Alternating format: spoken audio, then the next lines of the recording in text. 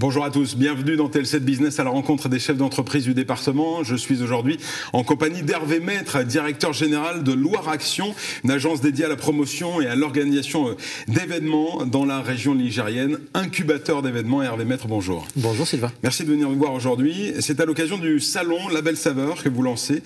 C'est une première, ce salon dont on va parler dans quelques instants. On va d'abord présenter Loire Action, si vous le voulez bien. Qu'est-ce que c'est ? Alors c'est une longue histoire, Loire Action, connue sous le nom de Parc Exposition.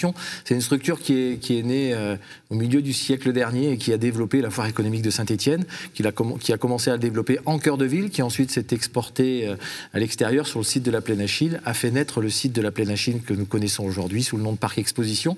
Et à la fin des années 2010, quand le parc a été reconstruit, une association entre ce qui était Parc Expo, qui est devenu Loire Action, et le groupe GL Events est né, et c'est cette société qui aujourd'hui gère le parc exposition. Et donc l'association que j'ai la chance de diriger maintenant depuis 2 ans est un peu repartie dans la création d'événements depuis 2023, avec un projet, La Belle Saveur, le salon, qu'ils avaient dans les cartons depuis 2018. La crise Covid a fait que les choses se sont arrêtées, mais le conseil d'administration de Loire Action, depuis 2018, phosphorait à la création de cet événement dans le département. Un salon dédié aux produits labellisés de la région Auvergne-Rhône-Alpes. Les labels, alors il y en a beaucoup, AOP, IGP, agriculture bio, etc.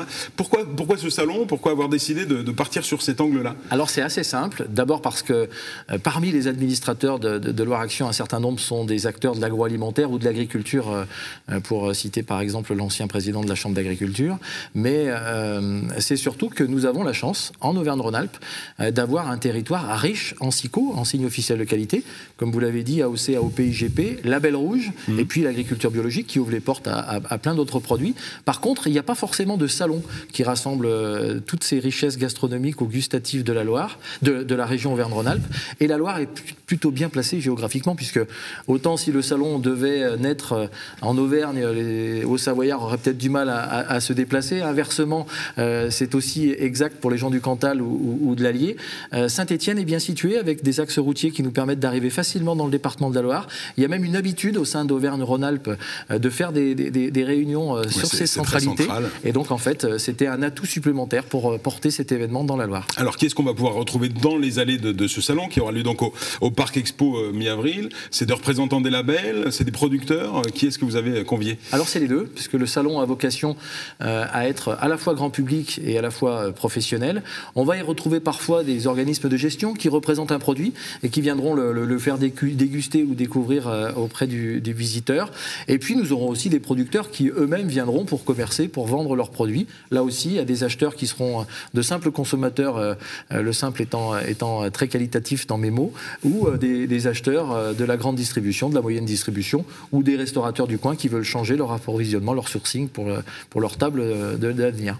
À l'heure où il y a une défiance par rapport à ce qu'on mange, l'alimentation, etc., on peut considérer qu'il faut remettre au goût du jour ou insister, communiquer autour de ces précieux labels qui sont quand même un garde-fou et puis une garantie du bien manger, du bien produire. Je pense que tout le monde est d'accord pour dire qu'on recherche des produits de qualité dans notre assiette et que nous avons la chance en France à avoir mis en place, derrière l'INAO, des cahiers des charges qui garantissent tout ça aux consommateurs. Et puis on l'a vu évoluer ou arriver dans notre société.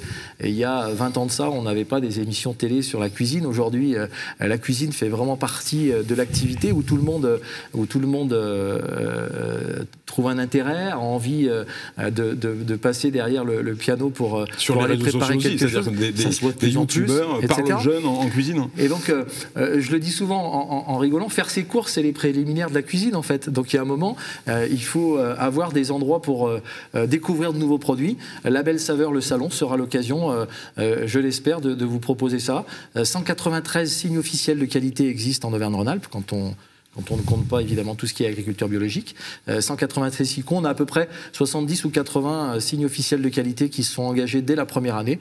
C'est un début qu'on espère renouveler, reconduire et continuer de faire progresser au fil des années qui arrivent. Je voudrais qu'on parle de l'impact touristique aussi de ces labels, c'est-à-dire qu'on voit les territoires qui se bagarrent pour conserver leur label. On parle des AOP, des AOC, etc. Quel est l'impact de disposer de labels comme ça pour un territoire, pour le côté touristique, le volet touristique d'un territoire. Alors déjà, avant le volet touristique, je me permettrais de dire le volet économique, mais les deux sont complètement liés.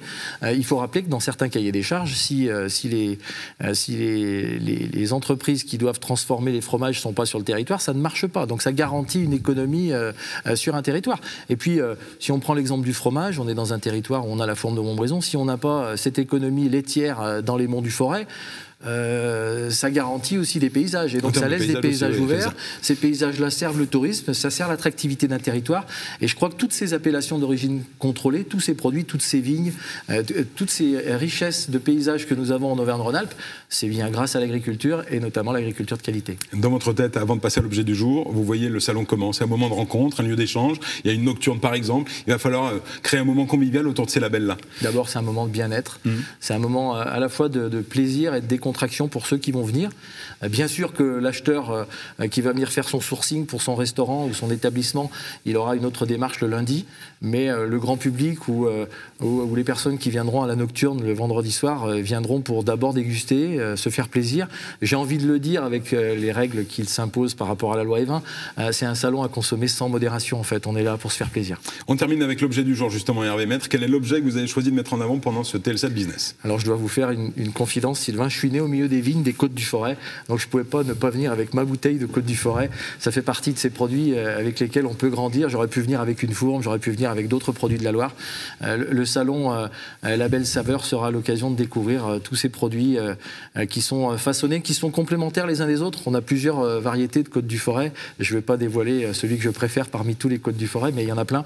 Et on espère qu'au fil du temps, La Belle Saveur sera continuer de compléter toute cette diversité qui font la richesse de notre territoire d'Auvergne-Rhône-Alpes. Le phare de ces labels. Merci beaucoup Hervé Maître d'être venu nous présenter ce salon La Belle Saveur, 12, 13 avril, c'est ça? 11, 12, 13, 14 avril.